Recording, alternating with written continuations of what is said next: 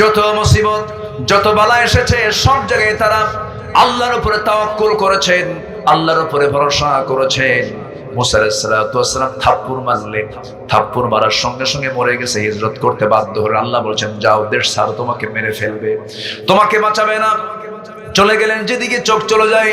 চলতে চলতে মাদিয়ান নামক এলাকায় চলে গেছেন। কূপের ধারে দাঁড়িয়েছেন, প্রচন্ড ক্ষুধা। কূপের ভিতর থেকে পানি তুললেন, পান করলেন, জীবনের শক্তি ফিরে পেলেন। সামনের দিকে তাকায় দেখেন সামনে দুটো মহিলা সামনে বালতি নিয়ে দাঁড়ায় আছে। মা ফি মুশকিলা, কি প্রবলেম তোমাদের, এখানে দাঁড়ায় আছো কেন? কূপ থেকে পানি নেব, নিয়ে যাও। পারবো না, ঢাকনা টান দিতে বহু পুরুষ লাগবে, শক্তি নেই আমাদের, আমরা নারী মানুষ, মহিলা মানুষ। আল্লাহ পাক দৈহিক শক্তি পুরুষকে বেশি দিয়েছেন না নারীকে বেশি দিয়েছেন? দোষ কার? আল্লাহর। আল্লাহর দোষ। ওরা কয় সমান অধিকার চাই। সমান অধিকার হবে কেমনে? গায়ের শক্তি কার বেশি? কার বেশি? সমান সমান হলে সংসার হতো, বলেন তো? সমান সমান হলে সংসার হতো?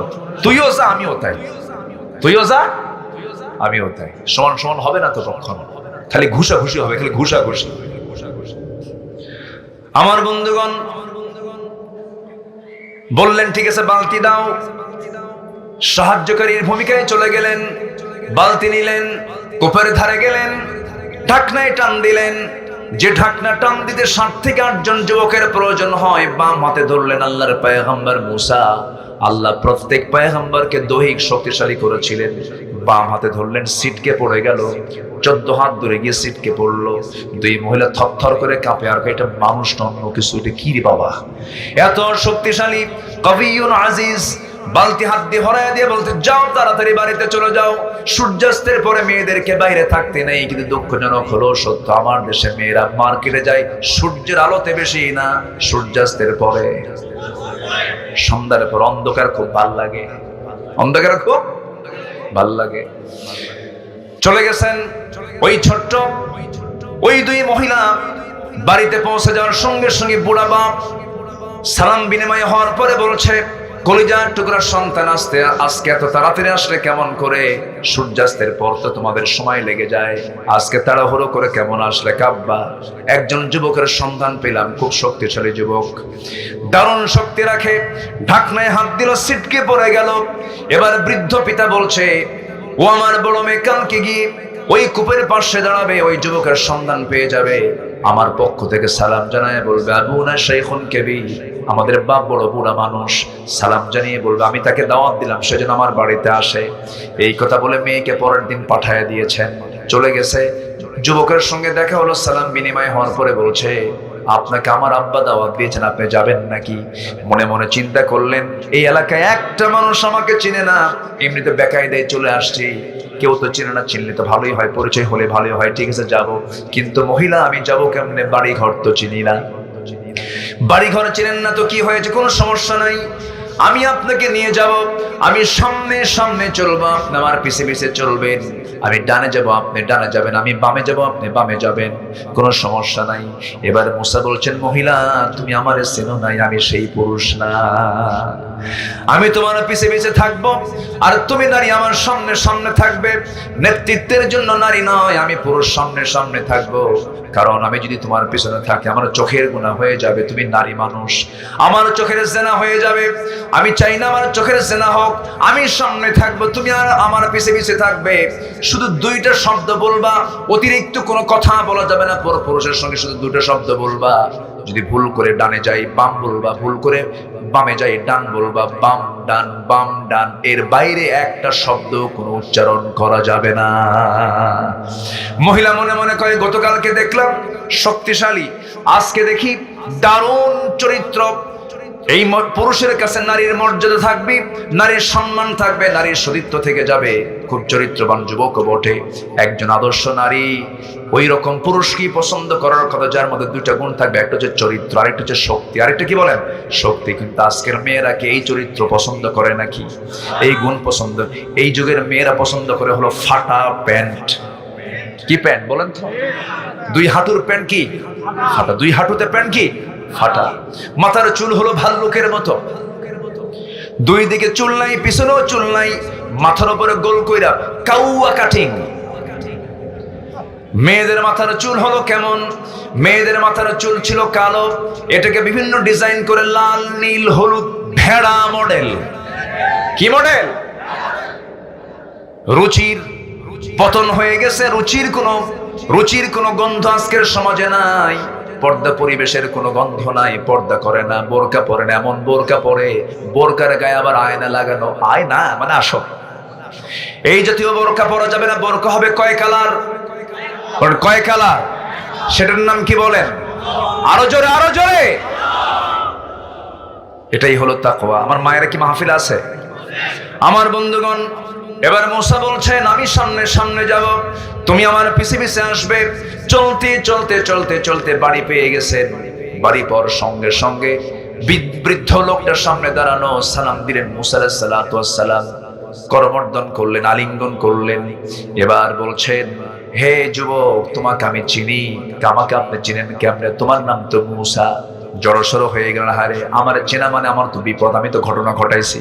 কি মনে আছে আপনাদের? আমার চেনা মানে তো বড় বিপদ হয়ে যাবে। সঙ্গে সঙ্গে বলছেন, আপনি আমাকে চিনেন কেমনে? আমি তো বুঝতে পারলাম না, এত দূর আসলাম।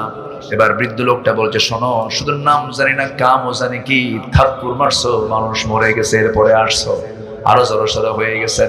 এবার বলছেন, ও যুবক, তুমি যার সামনে দাঁড়িয়ে দাঁড়িয়ে কথা বলছো, এই যুবক, এই বৃদ্ধকে, যে বুড়ার সামনে কথা বলছো, এই বুড়া সাধারণ কাতারের বুড়া নয়, সাধারণ মানুষের মধ্যে সাধারণ মানুষ নয়। এই বুড়ার পরিচয় হলো ওয়াইলা মাদিয়ানা আখাহুম শুআইবা। মাদিয়ানবাসীর জন্য আল্লাহ পাক যাকে পয়গম্বর করে পাঠিয়েছেন, আমি হলাম সে আল্লাহর পয়গম্বর শুআইব আলাইহিস সালাতু ওয়াস সালাম। মুসার আনন্দ দেখে, তখন তিনি নবী হন নাই, তখন তিনি নবী হন নাই।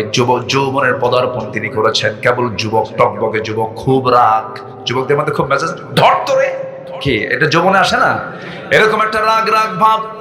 এই সময় শুআইব বলছেন, শোনো, কোনো টেনশন নাই, আমি তোমার শত্রু নই, আমি আল্লাহর নবী, তোমাকে আমি পছন্দ করে ফেলেছি, তুমি এসেছো, ভালো কথা। গতকালকে আমার মেয়ে দেখেছো, আজকে আমার মেয়ে দেখেছো, এই দুইটা মেয়ের যে কোনো একটা মেয়েকে আমি তোমার সঙ্গে বিয়ে দেব। বিয়ে কি করবা নাকি মুসা বলো? যখন তখন। কি বলতেছে? কি বলতেছে বলেন? যখন তখন বিয়ে করবো মানে এক পায়ে খাড়া। কয় পায়ে? এক পায়ে খাড়া। কিন্তু মেয়ের বাপ শুআইব বলছেন, শোনো, আমার মেয়েকে যে তোমার সঙ্গে বিয়ে দেব, কিন্তু তোমার ব্যাকগ্রাউন্ড তো খারাপ, কেন? থাপ্পড় মারলেই মানুষ মরে, এখন বিয়ে দেওয়া যাবে না। বিয়ে দেব, একটু দেরি আছে, একটা কাজ করতে হবে। কি কাজ? আমার বাড়ির ছাগলগুলো তোমার পালতে হবে। 8 বছর অনার্স কোর্স, 10 বছর মাস্টার্স কোর্স, এই যদি কোর্সটা যদি কমপ্লিট করতে পারো, 10 বছর পূরণ হয়ে যাবে, আমি মেয়েকে বিয়ে দেব, এই কাজ তোমাকে করতে হবে। মুসা নিজেকে ভাগ্যবান মনে করে, হারে নবী আমাকে আদর করে আমাকে দায়িত্ব দিয়েছেন। কিন্তু পৃথিবীতে যত জীবজন্তু আছে, এর মধ্যে সবচাইতে শান্ত ভদ্র প্রাণীর নাম হতেছে ছাগল। কি শান্ত, শান্ত, শান্ত, দারুণ শান্ত। শুধু অশান্ত নয়, তেড়া। কি কি? শুধু তেড়া না, মহা তেড়া। একবার যদি ব্রেক মারে, সেই ব্রেকটা হলো ছাগলের দুইটা পা সামনে যদি একবার মাটিতে গেড়ে দেয়, দড়ি ছিঁড়বে, আপনি নড়বেন, মাগার ছাগল নড়বে না। যা, আমি যাব না। সেই ছাগল পালার দায়িত্ব আল্লাহ রাব্বুল আলামিন প্রত্যেক নবীকেই দিয়েছেন। তার অংশ হিসেবে আল্লাহ পাক মুসাকেও দিয়েছেন 10 বছর। ইবনে কাসির বলছে, তার তাফসিরে লিখেছেন, সর্বশেষ দিন 10 বছর পূর্ণ যে দিন পূর্ণ হবে, সেই শেষতম দিনে ছাগলগুলো নিয়ে তিনি বাড়িতে ফিরছিলেন।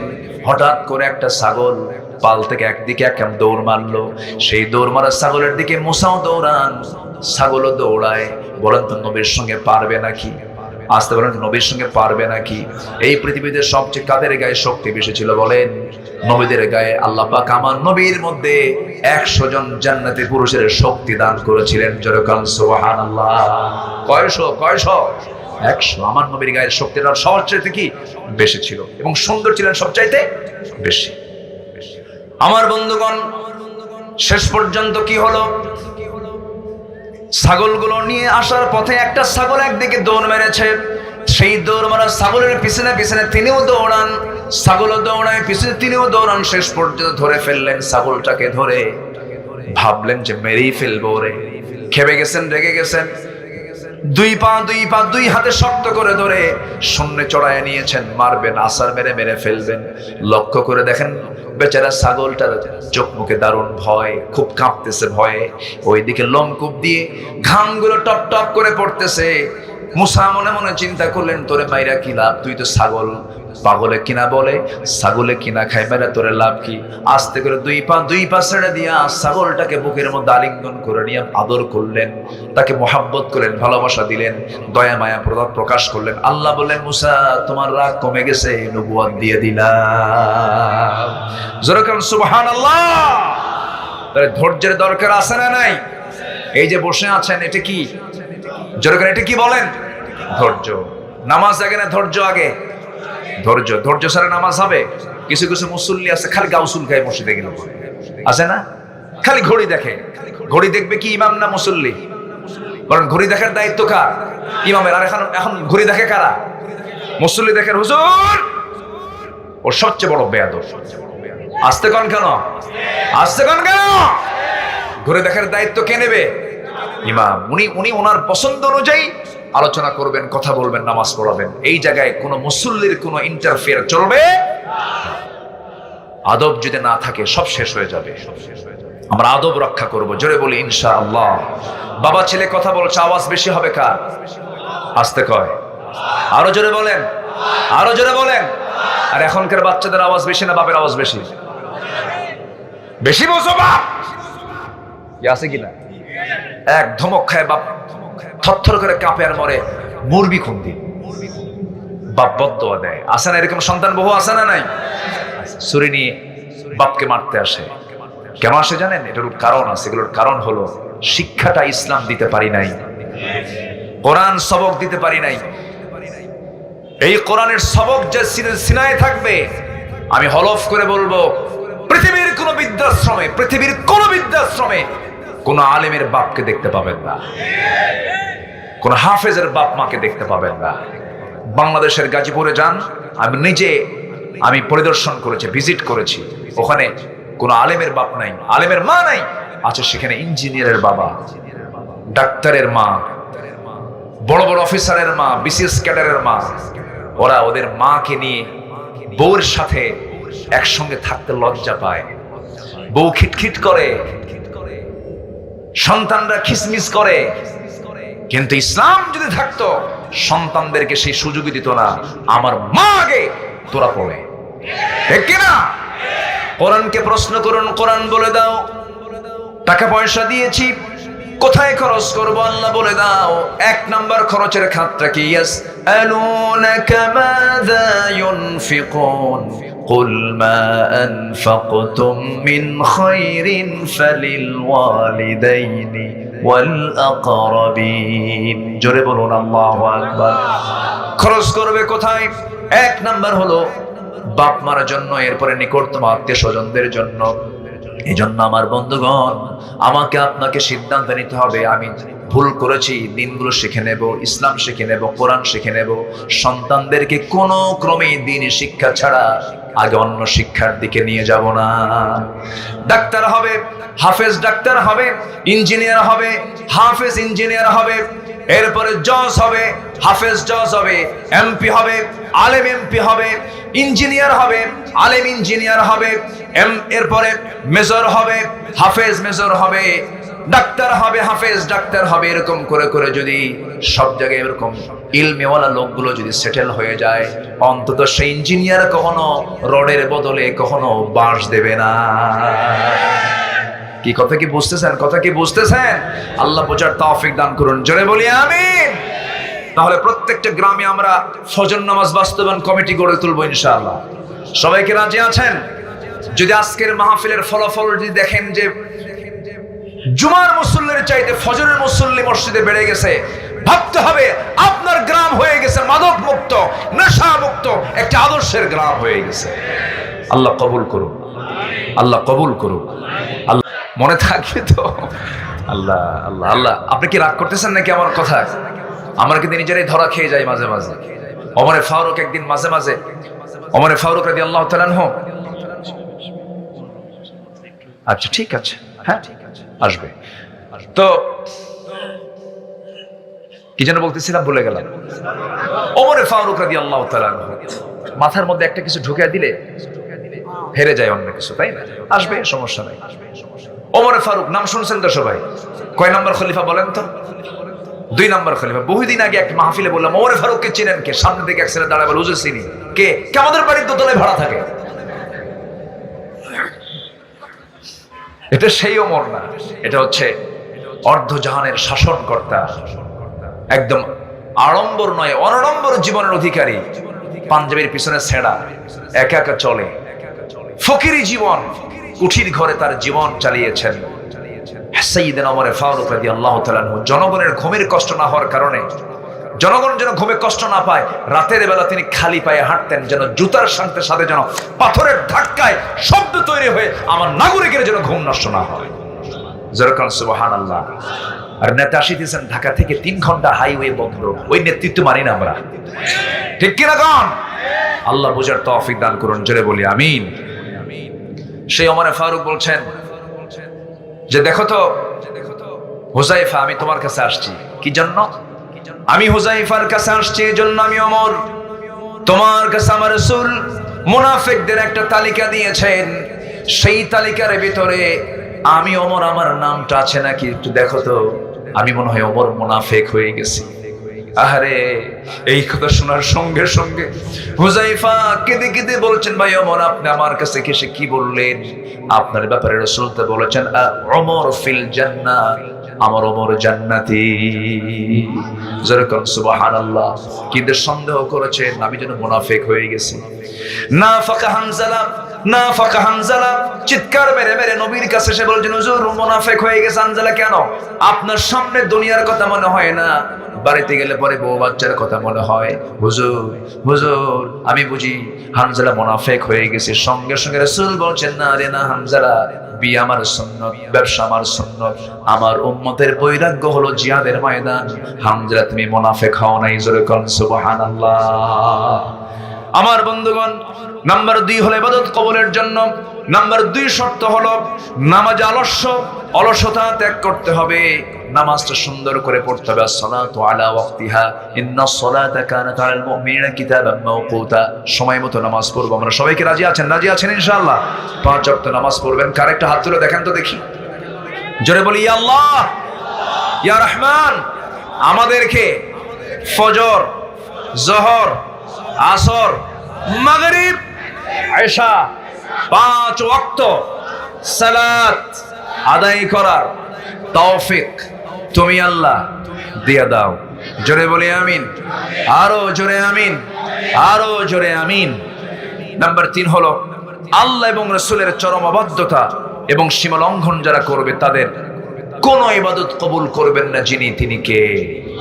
আল্লাহ রাব্বুল আলামিন বলেন, وَمَن يَعْصِ اللَّهَ وَرَسُولَهُ وَيَتَعَدَّ حُدُودَهُ يُدْخِلْهُ نَارًا خَالِدًا فِيهَا وَلَهُ عَذَابٌ مُهِينٌ।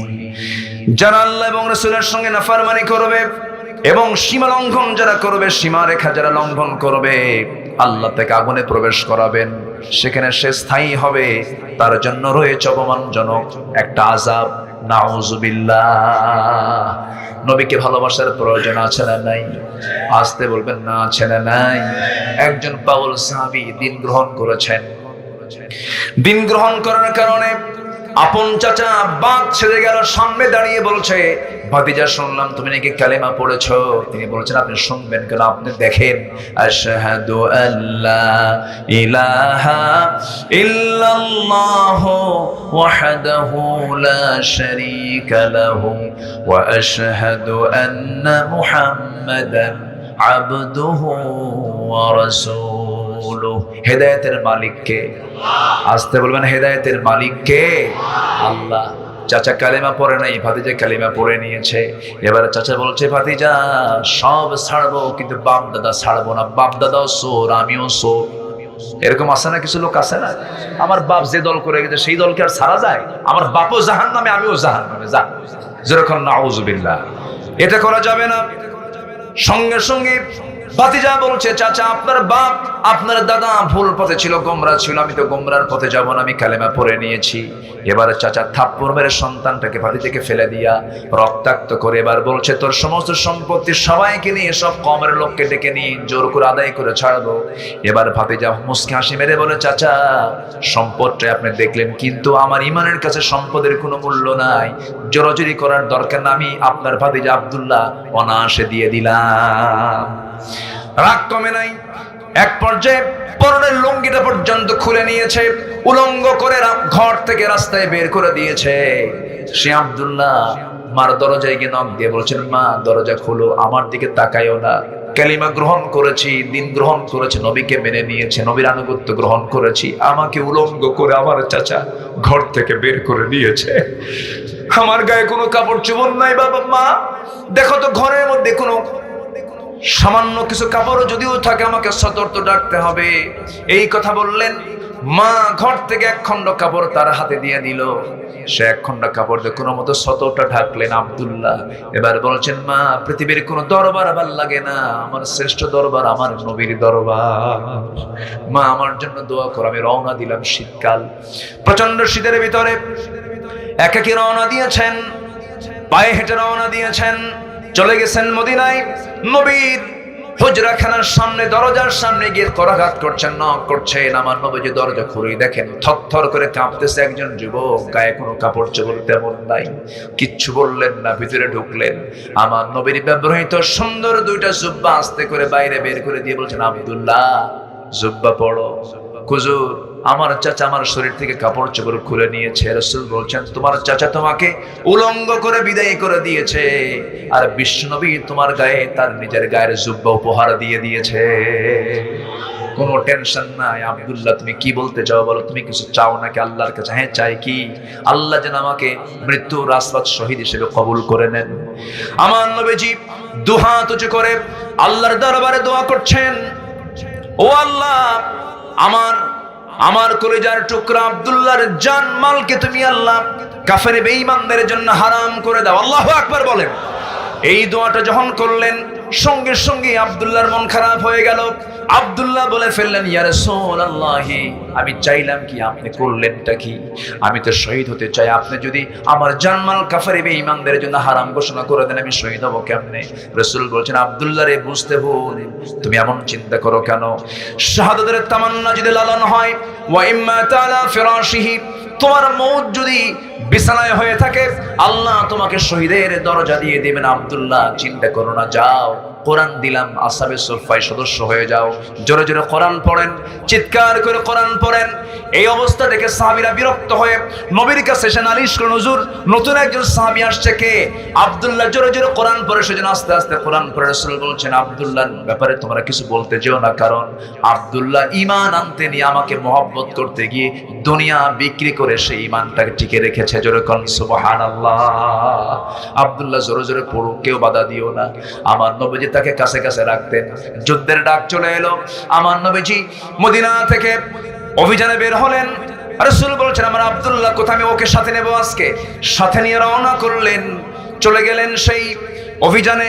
অভিযান শেষ হয়ে গেল, ফেরত আসার সময় আমার নবীর কাছে সংবাদ আসলো, হুজুর আপনার প্রিয় সাহাবী আব্দুল্লাহ মারাত্মক আহত, মারাত্মক অসুস্থ। রাসূল বলছেন, আমরা আব্দুল্লাহর সেবা করো, শুশ্রূষা করো। 3 দিন পর আমার নবীর কাছে নিউজ চলে আসলো, হুজুর আপনার প্রিয় সাহাবী কলেজের টুকরা আব্দুল্লাহ আর দুনিয়াতে নাই। আমার নবীজি কান্নায় ভেঙে পড়লেন। এবার বলছেন, সাহাবীরা, আমার আব্দুল্লাহর জানাজার নামাজটা আমি কাউকে পড়াতে দেব না। রাসূল বলছেন, ও আমার সাহাবীরা, তোমরা প্রস্তুতি নিয়ে নাও, গোসলের আয়োজন করো, জানাজার জন্য কাফনের কাপড় পরায় দাও। আব্দুল্লাহর জানাজার ইমামতের দায়িত্ব আমি রাসূল নিজের কাঁধে তুলে নিয়েছি। জানাজা শেষ হয়ে গেল। জানাজা সম্পূর্ণ হওয়ার পর রাসূল বলছেন, সাহাবীরা রে, আমার কলিজার টুকরা আদরের দুলা আমার আব্দুল্লাহ, কবরটা তোমরা কোথায় খনন করেছো? হুজুর ওই যে 2 পাহাড়ের চিপায়। রাসূল বলছেন, সাহাবীরা রে, ও আমার সাহাবীরা, আব্দুল্লাহর কবরে আমাকে নিয়ে যাও। রাসূল চলে গেলেন, কবরের সামনে দাঁড়ায় বলছেন, সাহাবীরা, আমার আব্দুল্লাহর কবরে আব্দুল্লাহকে রাখার জন্য আমি কাউকে দায়িত্ব দেব না, আমি রাসূল নিজে নেমে আমার কলিজার টুকরা আব্দুল্লাহকে কবরে শোয়ায় দেব। আমার নবীজি নিজে নামলেন, নিজে নেমে বলছেন, আবু বকর ডানে নামো, ওমর বামে নামো। কয়জন নামলেন? 3 জন নামলেন। আমার নবীজি হাত টাগায় দিলেন। আমার নবীজি হাত টাগায় দিয়ে বলছেন, ওরে আমার সাহাবীরা, আমার কলিজার টুকরা আব্দুল্লাহকে হাতে তুলে দাও। হাতে তুলে দেওয়ার সঙ্গে সঙ্গে রাসূল বলছেন, আবু বকর মাথাটা ধরো, ওমর পাটা ধরো। 3 জন মিলে কবরে শোয়া দিলেন। শোয়া দেওয়ার পর নবীজি দোয়া পড়তে লাগলেন। দোয়া পড়তে পড়তে এক পর্যায়ে বুকের উপরে হাতটা রেখে বলছেন, আরশের মালিক আল্লাহ, এই মুহূর্ত পর্যন্ত, এই সময় পর্যন্ত আমি রাসূল, আমি আব্দুল্লাহর উপরে সন্তুষ্ট আছি, রাজি আছি। ও আল্লাহ, দয়া করে আমার আব্দুল্লাহকে তুমি আল্লাহ কবুল আর মঞ্জুর করে নাও। আমার নবীজি এমন করে যখন দোয়া করছিলেন, সেই সাহাবী, যে সাহাবীর নাম সাদ বিন আবি ওয়াক্কাস, সমুদ্র তরঙ্গ ঘোড়ায় চড়ে পাড়ি দিয়েছিলেন। সেই সাদ বিন আবি ওয়াক্কাস রাদিয়াল্লাহু তাআলা আনহু চিৎকার মেরে হাত উঁচু করে আল্লাহর সামনে দোয়া করে বলছেন, আহারে পোড়া কপাল আমি সাদ, আজকে যদি আমি জীবিত সাদ না হয়ে যদি ওই কবরের বাসিন্দা হতাম, কত ভাগ্য আমার ভালো হতো। যে কবরবাসীকে দাফন করার জন্য আমার পৃথিবীর সেরা সেরা মানুষ 3 জন তার কবরে নেমে যায়। জোরে কোন সুবহানাল্লাহ। আমার ভাইরা, এই জন্য নবীর আনুগত্য আমরা করব, ঈমানকে আমরা লালন করব, যত্ন করব। আমার বন্ধু, ইবাদত কবুলের শর্ত হলো 10টা। কয়টা বলেন? 10টা। 3 নাম্বার চলে, নাম্বার 4 হলো আল্লাহর সঙ্গে শিরিক করা। শিরিক করলে দোয়া কবুল হবে না, ইবাদত কবুল হবে না। ইন্নাল্লাহা লা ইয়াগফিরু আন ইউশরাকা বিহি ওয়া ইয়াগফিরু মা দুনা যালিকা লিমান ইয়াশা ওয়া মান ইউশরিক বিল্লাহি ফাকাদ যাল্লা দালালান বাঈদা। সূরা নিসা আয়াত নম্বর 116। শিরিক করবে যে জান্নাত পাবে না, সে শিরিক করবে যে জান্নাত হারাম হয়ে যাবে তার জন্য। আমার বন্ধুগণ, শনিবারে মাস কাটা যাবে না, মঙ্গলবারে বিয়ে দেওয়া যাবে না, বৃষ্টির দিন বিয়ে করা যাবে না, সকালবেলা বাকি দেওয়া যাবে না। আছে এগুলো, আছে আছে আছে আছে। এগুলো বিশ্বাস করা হালাল না হারাম? হালাল না হারাম? হারাম। যাও মাজারে গিয়ে সেজদা দিয়ে আসো, সেখানে কিছু কি দিয়ে আসো? ছাগল দিয়ে আসো, কুত্তা দিয়ে আসো। এগুলো হারাম। এগুলো কি বলেন? এগুলো কি বলেন তো? হারাম। এগুলোর ধারে পাশে আমরা যাবো না। জোরে বলি ইনশাআল্লাহ। আরো জোরে বলি ইনশাআল্লাহ। যেটা শিরক, সেই শিরকের ঠিকানা হবে জাহান্নাম। শিরকের ঠিকানা হবে কি? জাহান্নাম। শিরকের জন্য জাহান্নাম। ওয়া ইউশরিক বিল্লাহ ফাকাদ হারামাল্লাহু আলাইহিল জান্নাহ। আমরা শিরকের ধারে পাশে যাব না কখনো। সবাই রাজি আছেন তো ইনশাআল্লাহ? আল্লাহ কবুল করুন। জোরে বলি আমিন। আরো জোরে বলি আল্লাহুম্মা আমিন। নাম্বার 5, সামনে পেছনে যারা পরনিন্দা করবে তাদের কোনো দোয়া কবুল হবে না। আছে এরকম লোক? আছে। ওয়াইলুল লিকুল্লি হুমাযাতিল লুমাযাতিনিল্লাযী জামা'a মালাহু ওয়া আদ্দাদাহু ইয়াহসাবু আন্না মালাহু আখলাদা। নাম্বার 6 হলো আল্লাহকে যারা ভুলে থাকবে, মন্দ কাজের যারা আদেশ করবে, তাদের কোনো দোয়া কবুল হবে না। আল মুনাফিকুনা ওয়াল মুনাফিকাত বা'দুহুম মিন বা'দ ইয়া'মুরুনা বিল মা'রুফ ইয়া'মুরুনা বিল মুনকারি ওয়া ইয়ানহাউনা আনিল মা'রুফ ওয়া ইয়াকবিদুনা আইদিয়াহুম নাসুল্লাহা ফানাসিয়াহুম ইন্নাল মুনাফিকিনা হুমুল ফাসিকুন। মুনাফিক যারা, তাদেরকে আরেকটা আল্লাহ পাক লকব দিচ্ছেন, ওরাই ফাসিক। তাহলে মুনাফিক যারা হয় ওরা আবার কি হয় বলেন? এই কার লকব? এই লকবগুলো কে দিয়েছেন বলেন তো? যারা মুনাফিক হবে তারা আবার কি বলেন? মানে মুনাফিক হওয়ার সঙ্গে সঙ্গে সে আবার কি হয়ে যায়? ফাসিক হয়ে যায়। শেষ করে দিই। হ্যাঁ, চালাবো? আলোচনা চলো, হুজুর মরুক।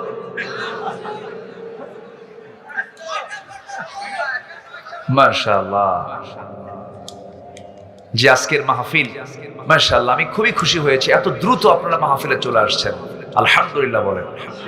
জোরে বলি আলহামদুলিল্লাহ।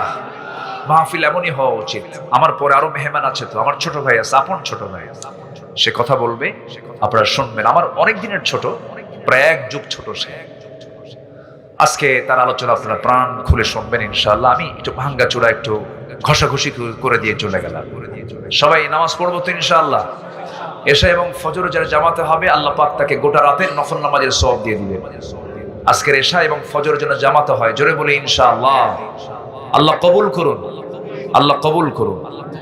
নাম্বার 7 হলো শয়তানের যারা পদাঙ্ক অনুসরণ করবে তাদের কোনো দোয়া কবুল, ইবাদত কবুল হবে না। একই ব্যক্তি মাহফিলের সভাপতি, আবার একই ব্যক্তি আবার যাত্রা কমিটির সভাপতি, আছে কিনা বলেন?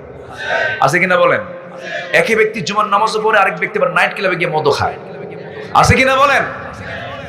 হাজী সাহেব হজ করে আসছে, বউকে ন্যাংটা করে দুবসাচিয়া শহরে ঘোরে, এমন হাসি পাসি আছে না নাই? এগুলো শয়তানের পদাঙ্ক অনুসরণ। ওরা আল্লাহকে খুশি করতে চায়, শয়তানের যেন বেজার না হয়। যেরকম নাউজুবিল্লাহ। হোটেল মে শরাব পেও, মসজিদ মে নামাজ পড়ো। হোটেলে গিয়ে মদ খাও, মসজিদে গিয়ে নামাজ পড়ো, আল্লাহ খুশি হোক, শয়তানও বেজার না হোক। নাউজুবিল্লাহ বলেন। নাম্বার 8 হলো যারা লোক দেখানো ইবাদত করবে তাদের কোনো দোয়া কবুল হবে না। আমরা কি লোক দেখানো করব না আল্লাহর জন্য করব? কার জন্য বলেন? আল্লাহর জন্য। আচ্ছা, এশার নামাজটা কি আগে হবে না শেষে হবে? 8:30। তাহলে দোয়ার তো সময় হয়ে যাচ্ছে। হ্যাঁ ঠিক আছে, আমি এটাই মাথায় রাখছিলাম। আমি এতটা খুশি আপনাদেরকে পেয়ে, আমি চরম আনন্দিত।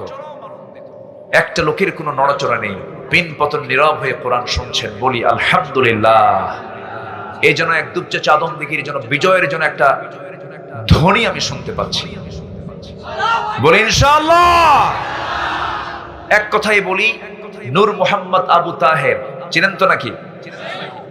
আমার চোখে, আমি আমার চোখে যতটুকু পাই, একজন ভাগ্যবান, জ্ঞানী, বুদ্ধিদীপ্ত একজন যুবকের নাম। বলি আলহামদুলিল্লাহ। সূরাতে ছোট মানুষ, সূরাতে কি ছোট্ট মানুষ, দেখে শুনে মনে হয় যে কেন যেন, কিন্তু যে মরিচের ঝাল বেশি, কি এত বড় না ছোট? তাও কি সোজা না উল্টা?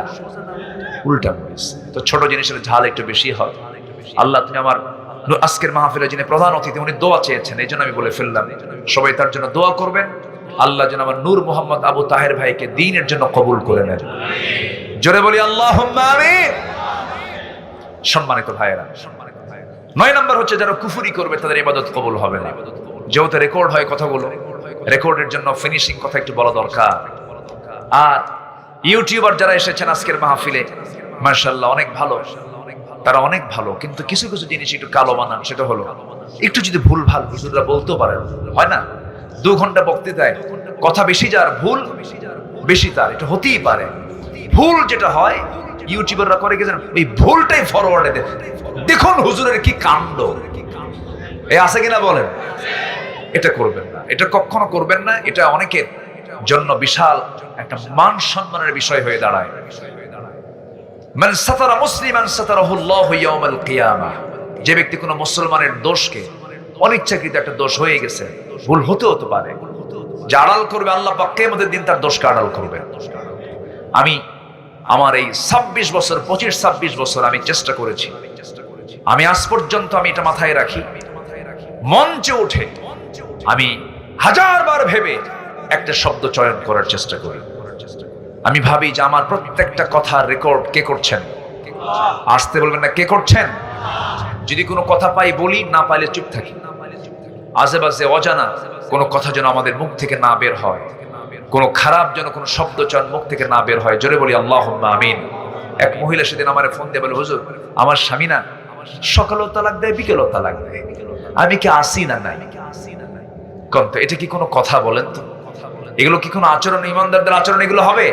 হবে না। ইমানদারদের কথা হবে অত্যন্ত তাৎপর্যপূর্ণ, প্রাসঙ্গিক, মজবুত কথা হবে। দলিল লেখক যেমন দলিল লিখতে নিয়ে খুব ভাবনা চিন্তা করে লেখেন, দাগ number, CS number, MRR number, সব নাম্বারগুলো ঠিক মতো যেমন লেখেন, ইমানদাররা যখন জবান দিয়ে কথা বলবে তখন চিন্তা আগে না কথা আগে? চিন্তা আগে, এরপরে কথা। নাম্বার 10 হচ্ছে, 9 হচ্ছে কুফরি করা যাবে না। নাম্বার 10 হলো আল্লাহর সাথে মিথ্যা দৃঢ় অঙ্গীকার করে। আবার আল্লাহর কথা পৃথিবীতে একমাত্র মূল্যবান এবং সত্য কথা, এছাড়া এর সমকক্ষ কোনো কথা পৃথিবীতে কারো থাকতে পারে? আসতে বলে থাকতে পারে? আমরা কোরআনকে কেমন সম্মান করি বলুন তো? অনেক সম্মান করি তো। আচ্ছা ধরুন এই যে কোরআনটা আছে, কোরআনের উপরে যদি কোনো বই কেউ রাখে, বঙ্কিমচন্দ্র, শরৎচন্দ্র, রবি ঠাকুরের বই যদি কেউ রাখে, আপনি মানবেন? কেন বলবেন না? সব বইয়ের উপরে, সব কিতাবের উপরে কোন কিতাব থাকবে? কোরআন থাকবে। কোরআনকে আপনি সম্মান করেন, এই জন্য আপনি বলে ফেলবেন না এর উপরে আর কোনো কিতাব রাখা যাবে। এটা একটা কমন সেন্স, আমরা এটা বলে ফেলি। কোরআন তো কোরআনই, কিন্তু সেই কোরআন আমরা যখন সমাজের দিকে তাকাই, তখন কোরআনটা উপরে আছে আর দুনিয়ার আইনটা উপরে আছে। বলেন কিসের আইনটা উপরে আছে? দুনিয়ার আইনটা উপরে আছে। তাহলে বাহ্যিকভাবে এই কাগজের কোরআন, আমরা এর উপরে কোনো কিতাব আমরা যেমন বরদাস্ত করতে পারি না, যিনি ইমানদার হবেন তিনিও কোরআনের উপরে আরেকটা আইনকেও উপরে চাপিয়ে দিবে, এটাও ইমানদার বিশ্বাস করতে পারে না, সহ্য করতে পারে না। হয়তো বলবেন যে হুজুর আপনি শুরুটাই করলেন এমন করে, লক্ষণ কি আপনার? হয়তো প্রশ্ন আসতে পারে। লক্ষণ কিছু না, সব তো দেখলাম, আমরা সব দেখা শেষ করেছি। এই জাতি এখন বিরক্ত, মিথ্যা কথা শুনতে শুনতে আর জাতি মিথ্যুকদেরকে আর সহ্য করতে পারছে না। সব দেখা শেষ করেছি। যারা চলে গেছেন দেশ থেকে, আজকে তো রায় দিছে না? আচ্ছা, রায় তো হয়েছে। অ্যাডভোকেট তাজুল ইসলাম একসঙ্গে মক্কা মদিনা সফর করেছি বহু আগে। সাহসী একজন মানুষ, অনেক সাহসিকতার তিনি পরিচয় দিয়েছেন। সাবেক প্রধানমন্ত্রী তিনি বলেছেন এটা ক্যাঙ্গারু কোর্ট, কিন্তু এই কোর্ট ট্রাইব্যুনাল গঠন করেছে কে? বলেন। যে গর্ত খনন করবে সে গর্তে পড়বে। এটাই অস্বাভাবিক না স্বাভাবিক? স্বাভাবিক। ৭১ সালের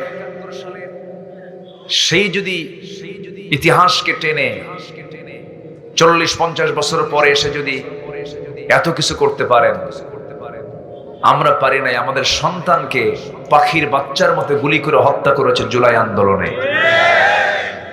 তাহলে সেটার বিচার কি হওয়া দরকার নাই? শুধু বাপের বিচার দেখবেন? শুধু বাপের বিচার হবে? সন্তানদের বিচার হওয়ার দরকার আছে না নয়? সম্মানিত ভাইয়েরা, অপরাধী যেই হোক না কেন, আইন তার নিজস্ব গতিতেই চলতে হবে। আল্লাহ তুমি বাংলার জমিনকে দ্বীনের জন্য কবুল করো। কোরআনের উপরে যেমন আমরা কোনো বইকে রাখতে দেই না, সম্মানের জন্য আমরা কোরআনের আইনের উপর আর কোনো আইনকে আমরা দেখতে চাইও না। আল্লাহ কবুল করুন, জোরে বলে আমিন। সেই কোরআন থেকে কিছু কথা বলতে চাচ্ছি, আমাকে সময় দেবেন তো নাকি? খুব সুন্দর টাইম আমি পেয়েছি, এটাই হলো মাহফিলের আলোচনার উত্তম টাইম। মাঝে মাঝে কিছু কিছু মাহফিলে গিয়ে উঠায় দেয় রাত ৩টার দিকে। রাত ৩টার দিকে কথা বলা মানে কি জানেন? পাগলির সাথে ঘর সংসার করা। আমরা খুব সুন্দর একটা সুইটেবল টাইম পেয়েছি। আমি খুব অল্প সময়ে একটা বিষয়ে ধারণা দিতে চাই। আমরা যে এখানে বসে আছি, আমরা কি এমনি বসে আছি না ইবাদত করছি? বলেন তো, মনে হয় এরকম? মনে হচ্ছে তো নাকি? আমরা এখানে বসে আছি কিসের কিসের কিসের মানে কিসের নিয়তে বলেন তো? ইবাদত। আমরা ইবাদত করতে এসেছি এখানে। বিড়ি খাওয়া কোন ইবাদত বলেন তো? এটা কি ইবাদত? না। তাহলে এটা কি বলেন? কয় যে কিচ্ছুই না। অনেকে বলে হুজুর এটা কিচ্ছুই না। কিছুই না, কোনো উত্তর হয় বলেন? আমরা কোনো কাজ মানে অর্থহীন করব না। সব কাজের মধ্যে যেন অর্থবহ ভাবটা থাকে। আমরা এমন ভাবে সকল কাজের আঞ্জাম দেব, জোরে বলি ইনশাআল্লাহ।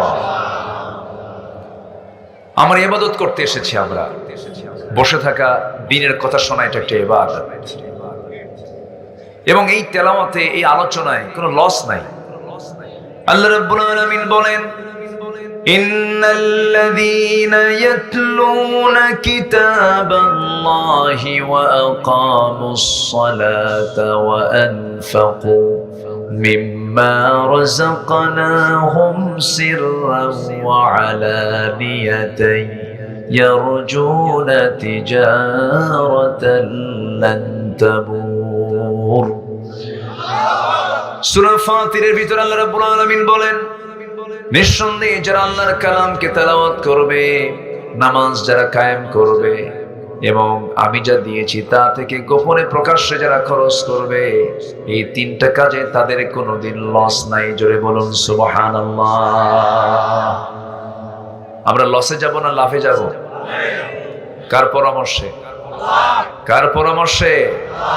আল্লাহর পরামর্শে।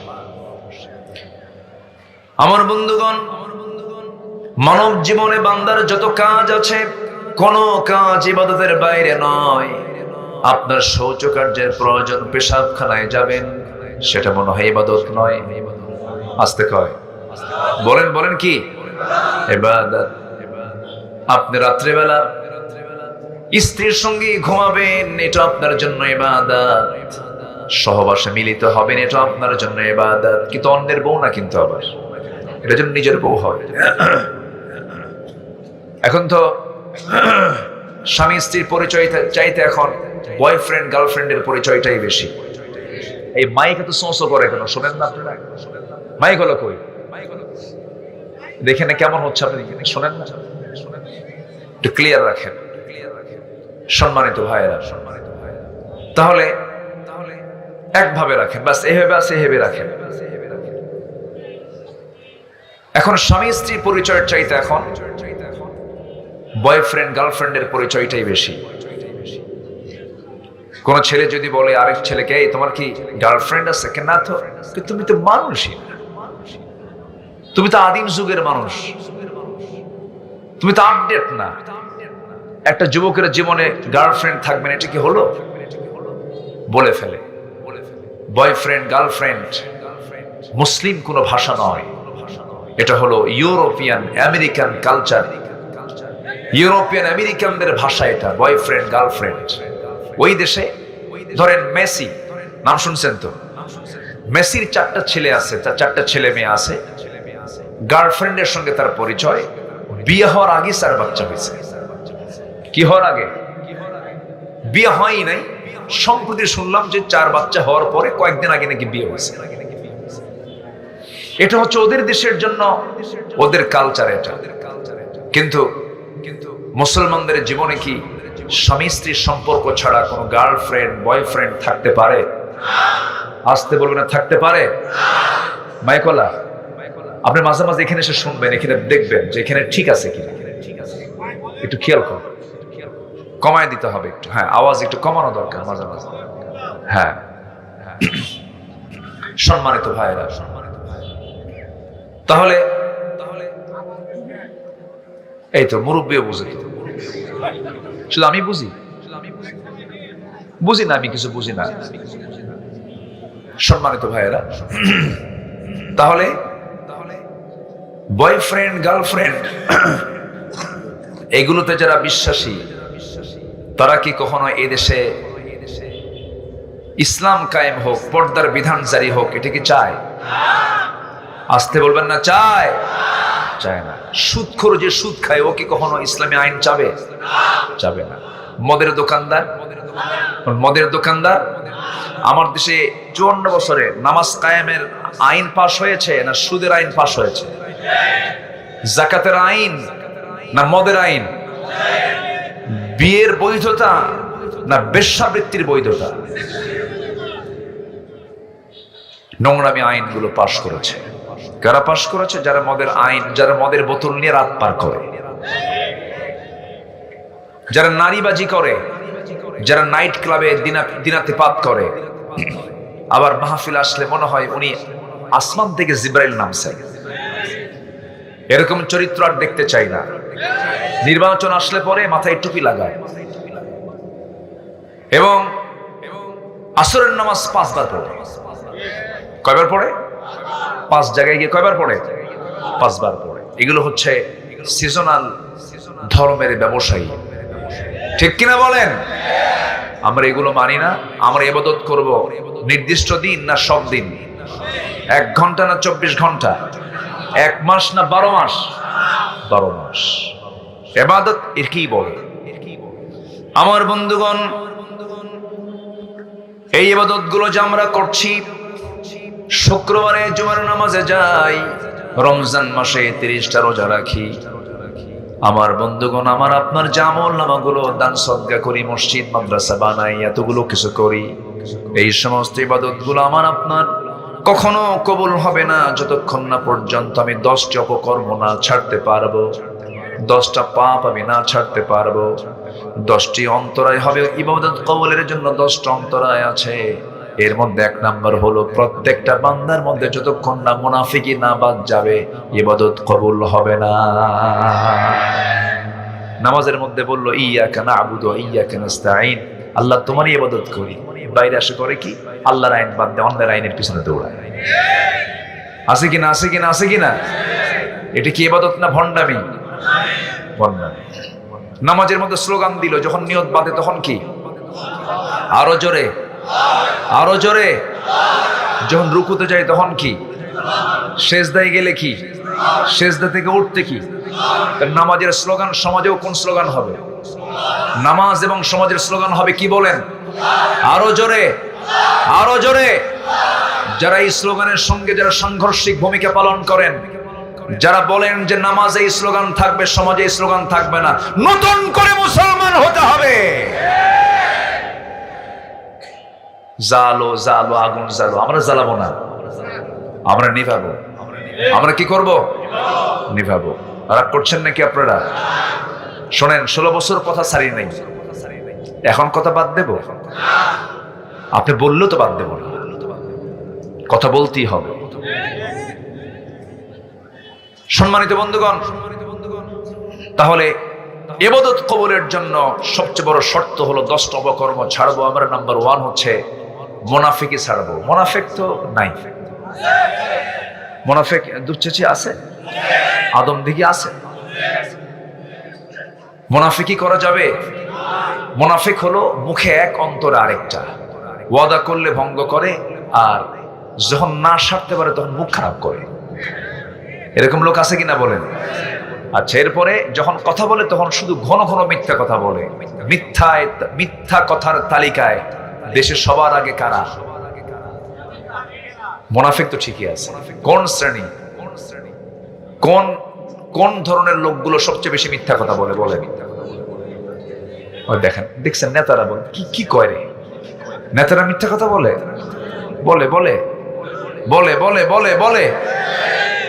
বিগত প্রধানমন্ত্রী বললেন আমরা ক্ষমতায় আসলে পরে মদিনার সনদে দেশ চালাবো। দেখছেন কি মিথ্যা কথা বল। দল হলো অন-ইসলামী, আর বললো যে ক্ষমতায় গেলে পরে আমরা কিসের সনদে চালাবো? মদিনার সনদে চালাবো। মদিনার সনদে চালাই নাই তো, মোদির সনদে দেশ চালাইছে। এখন বসে আছে কার দেশে? হ্যাঁ, দেখছেন কি সুন্দর কথা বলে দিল।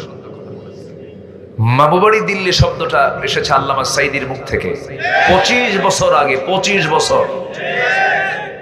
আর সেটা আল্লাহ পাক বাস্তবে রূপ দিলেন হলো 2024-এ এসে। উনি বলেছিলেন গাছের গোড়ায় নাড়া দেব, মামুবাড়ি দিল্লি গিয়ে পড়বা।